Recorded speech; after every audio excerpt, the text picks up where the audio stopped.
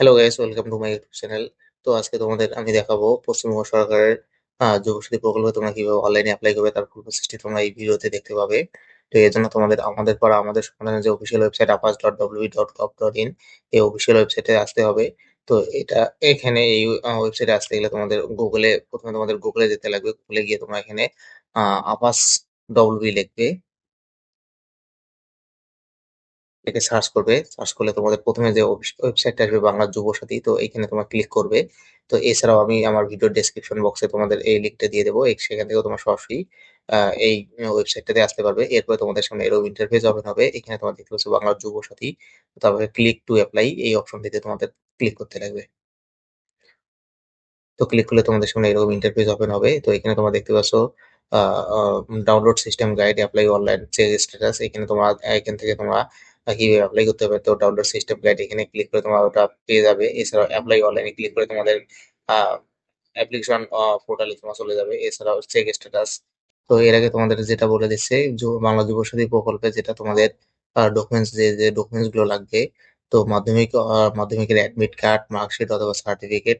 এছাড়াও যেটা তোমাদের লাগতেছে আধার কার্ড, ভোটার কার্ড, ব্যাংকের পাসবুকের front page, SC ST certificate. যদি এসসি এসটি ওবিসি হয় তাহলে তার সার্টিফিকেটটা লাগবে।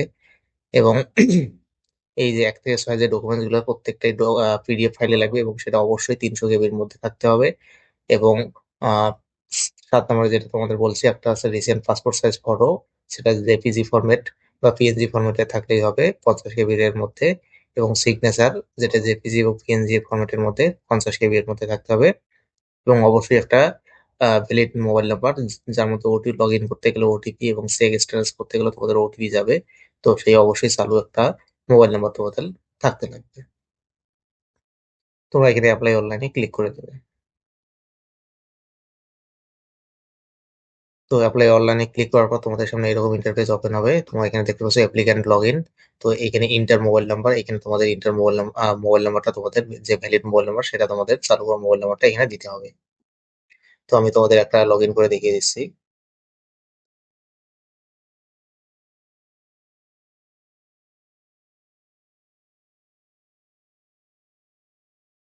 তো এখানে মোবাইল নাম্বারটা দেওয়ার পরে তোমাদের এখানে দেখতে পাচ্ছ ক্যাপচা কোড এখানে আসছে।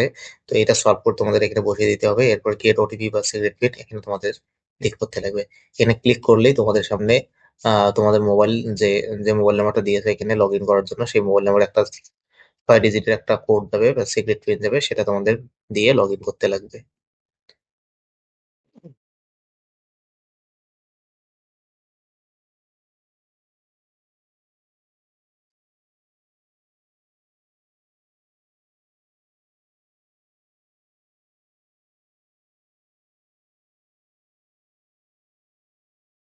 তো ওটিপিটা দেওয়ার পরে তোমাদের এখানে দেখতে পাচ্ছ ভেরিফাই পিন, এই ভেরিফাই পিনে তোমাদের ক্লিক করতে হবে।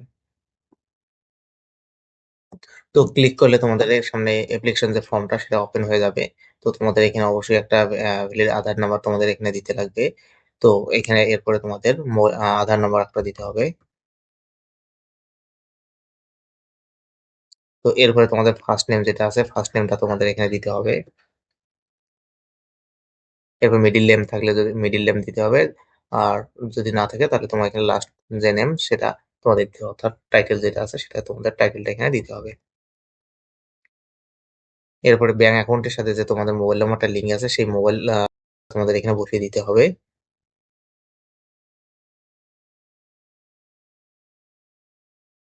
ইমেল আইডি থাকলে ইমেল আইডি তোমাদের এখানে বসিয়ে দিতে হবে।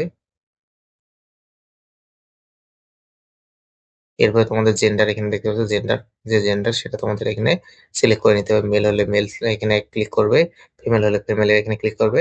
এরপরে তোমাদের ডেট অফ বার্থ, এখান থেকে তোমাদের ডেট অফ বার্থটা তোমাদের সিলেকশন করে নিতে হবে। তো আর একটা জিনিস বলে রাখছি, তোমরা এখানে যাদের বয়স 21 থেকে 40 বছরের মধ্যে, তারাই একমাত্র অ্যাপ্লাই করতে পারবে। এবং অবশ্যই তোমাদের ভোটার আইডি কার্ড থাকতে লাগবে।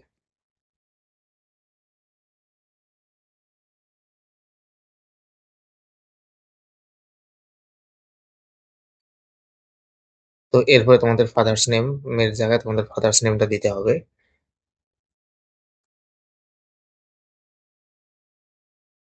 এরপরে তোমাদের মাদার্স নেম দিতে হবে।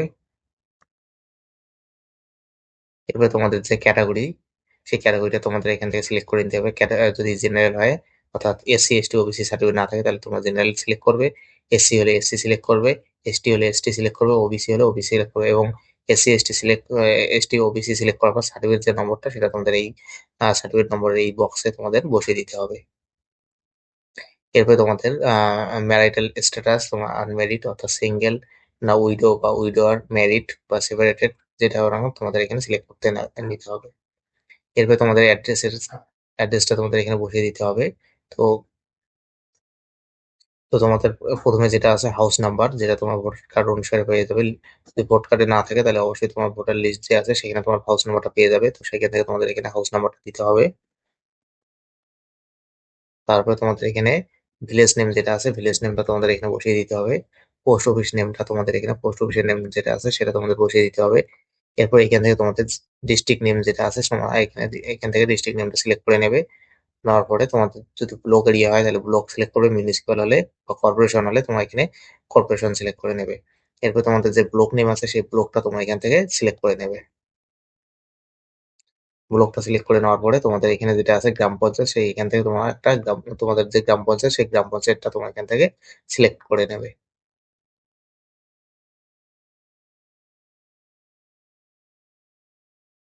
নেওয়ার পর তোমাদের যা পিনকোড আছে সেই পিনকোডটা তোমরা এখানে বসিয়ে দিবে। পিনকোডটা বসিয়ে দেওয়ার পর তোমাদের এখান থেকে এমপি অর্থাৎ মাধ্যমিকের যে বোর্ড সেই বোর্ডটা তোমরা এখান থেকে সিলেক্ট করে নেবে। তারপরে তোমরা এখানে তোমাদের রোল নাম্বারটা তোমরা এখানে বসিয়ে দিবে। রোলটা এখানে তোমার বসিয়ে দিবে। তারপর নাম্বার যেটা আছে নাম্বারটা তোমরা এখানে বসিয়ে দিবে। বসিয়ে দেওয়ার পর কোন ইয়ার্সে তোমরা পাস করেছো সেই ইয়ার্সটা তোমাদের এখানে দিতে হবে। তো এরপরে তোমাদের আছে হাইয়েস্ট কোয়ালিফিকেশন যেটা আছে তোমরা এখানে হাইয়েস্ট কোয়ালিফিকেশন তোমার যা আছে সেটা গ্রাজুয়েশন করে থাকলে তাহলে গ্রাজুয়েশন এখানে দেবে। এইচএস অর্থাৎ উচ্চ মাধ্যমিক হলে তোমরা হায়ার সেকেন্ডারি দেবে এবং মাধ্যমিক যদি থাকে মাধ্যমিক পড়াশোনা না করতে হবে তাহলে এখানে মাধ্যমিক লিখে দেবে। এবার প্রেজেন্ট অকুপেশনে এখানে তোমরা আনএমপ্লয়েড লিখে দেবে।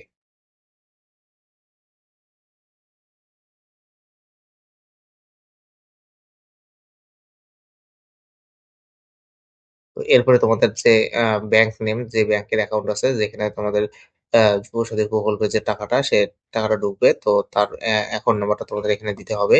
তো তার জন্য তোমাদের ব্যাংক ডিটেলস গুলো এখানে দিতে হবে। ব্যাংকের নেমটা তোমার এখানে যে ব্যাংকের অ্যাকাউন্ট আছে সেই ব্যাংকের অ্যাকাউন্ট নেমটা এখানে তোমার বসিয়ে দেবে। এরপরে কোন ব্রাঞ্চ আছে সেই ব্রাঞ্চের নেমটা তোমরা এখানে বসিয়ে দেবে। তারপরে তোমাদের অ্যাকাউন্ট নাম্বার যেটা আছে তোমরা এখানে অ্যাকাউন্ট নাম্বারটা তোমাদের বসিয়ে দেবে। তারপরে তোমাদের আইএফসি কোড যেটা আছে তোমরা এখানে আইএফসি কোডটা তোমরা এখানে বসিয়ে দেবে।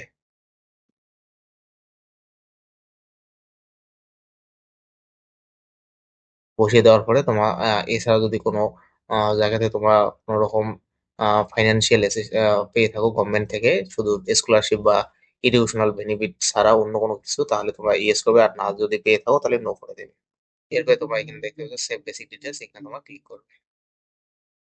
তো এরপরে তোমাদের যেটা করতে হবে ডকুমেন্টস আপলোড করতে লাগবে। এখান থেকে তোমার সিলেক্ট টাইপ যে এখানে দেখতে পাচ্ছ এখানে যে ডকুমেন্টস গুলো আছে এখানে একটা করে নাম সিলেক্ট করবে। তারপরে এখানে চুজ ফাইলে সিলেক্ট করে তোমার ফাইলটা সিলেক্ট করে নেবে। এরপরে তোমাদের সেভ ডকুমেন্টস এ ক্লিক করবে। এক এক করে এখানে যে ডকুমেন্টস গুলো দেখতে পাচ্ছ সেই প্রত্যেকটা ডকুমেন্টস তোমাদের আপলোড করতে লাগবে। আপলোড করার পরে তোমাদের এখানে দেখতে পাচ্ছ রেডি টু সাবমিট। তো এই রেডি টু সাবমিট এখানে তোমাদের ক্লিক করতে লাগবে। এখানে দেখতে পাচ্ছ প্রত্যেকটা স্টার মার্ক দেওয়া আছে। এই ডকুমেন্টস গুলো তোমাদের অবশ্যই লাগবে। এই ডকুমেন্টস গুলো তোমাদের অবশ্যই আপলোড করতে লাগবে। শুধুমাত্র যারা কাস্ট ক্যাটাগরির মধ্যে আছে অর্থাৎ এসসি, এসটি, ওবিসি সার্টিফিকেট যাদের আছে তারা শুধুমাত্র এখানে আপলোড করবে, আর যাদের নেই জেনারেল ক্যাটাগরির ক্ষেত্রে তারা এখানে কোনো রকম আপলোড করতে হবে না। তো বাকি যা ডকুমেন্টস আছে সেগুলো অবশ্যই তোমাদের আপলোড করতে লাগবে। আপলোড করার পর তোমার এখানে দেখছো রেডি টু সাবমিট, এখানে তোমার ক্লিক করবে।